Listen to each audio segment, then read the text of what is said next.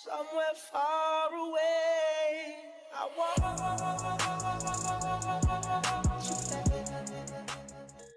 What's going on, guys? For my MAE52 final project, I decided to make my car a Nissan 350Z in SolidWorks. So I started by inserting some pictures of a Nismo that I found. This was the best pictures I could find, and I had to work around it being a Nismo, but that's okay because I know my car pretty well and the body panels.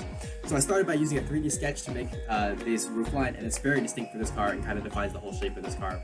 So from there, I kind of used a bunch of 3D sketches and then used 3D fills as well as boundary surface in order to get these bottle panels right. And one of the biggest things I ran into was these body panels not forming correctly in the shape that I wanted to. So I kind of had to learn how to use 3D drawings in order to make it so that the fills in would kind of make sense with the body panels. You can see here on the hood, it kind of got warped a little bit, and I had to redo that quite a few times in order to get it right.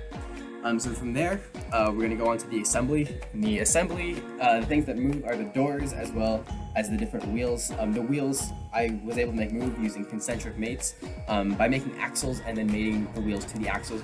Here I also put in decals, and I think that kind of ties the whole car together and kind of, adds to the overall fit and finish of it.